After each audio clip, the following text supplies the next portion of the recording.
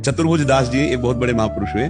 उन्होंने यही सत्संग में कहा कि जिसकी दीक्षा हो जाती है उसका नया जन्म हो जाता है और दीक्षा लेते ही वो सारे पाप नष्ट हो जाते हैं। तो एक चोर ने ये बात सुनी, वो उनके पास गया और कहा, महाराज आप जो बात कह रहे हैं वो सत्य है? बोले हाँ परम सत्य है। बोले मैं चोर हूँ, बहुत सी चोरी की, कत्ल किया, हिंसा किया है, मैं दीक्षा ले लूंगा तो मेरा नया जन्म हो जाएगा और पूर्व सब पाप नष्ट हो जाएंगे। बोले पक्का? तो बोले मुझे दे दो। तो उसकी सत्यता देखकर प्रसन्न हो गए कि अपना परिचय दिया कि मैं चोर हूँ, हिंसक हूँ, दीक्षा दे दो। अब एक दिन वो जो चोरी करके भागा था वहां सत्संग में आके बैठा था ना, उसने सेठ ने देखा कि मुड़ मुड़ा है, तिलक लगा, ये तो चोर है।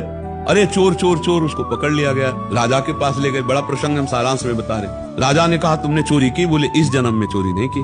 तो वहां एक वो दिखाया जाता था सत्य को प्रमाणित करने के लिए, तो एक जलता हुआ लोहे का फार उसके हाथ में से रखा और 7 कदम चल दे, अगर जलेगा नहीं तो सत्य बोल रहा है। तो उसने कहा गुरुदेव ने कहा था कि दीक्षा लेने के बाद नया जन्म हो जाता है, इस जन्म में मैंने चोरी नहीं की। ये चोर से बोला और अंदर से कि गुरुदेव ने कहा था कि दीक्षा लेने पर नया जन्म होता है। और 7 कदम चला, बोला और चले? बोले नहीं अब फेंक दो। फेंक दिया। अरे बोले इस सेठ को फांसी दो, वैष्णव के प्रति दोष करता है। तो बोले इनको भी मत फांसी दो। क्यों? बोले ये भी सत्य कह रहे। बोले ये सत्य कैसे कह रहे? बोले ये इसलिए सत्य कह रहे कि मेरी दीक्षा हुई है तो मेरा जन्म हुआ, लेकिन दीक्षा के पहले मैं चोर ही था, अब दीक्षा हो गई तो नया जन्म। आज मुझे सत्संग मिला, आज मैं राधा राधा जप रहा हूं, अब मैं पापी थोड़ी रहा, अब तो मैं भगवान का जन्म हो गया हूं।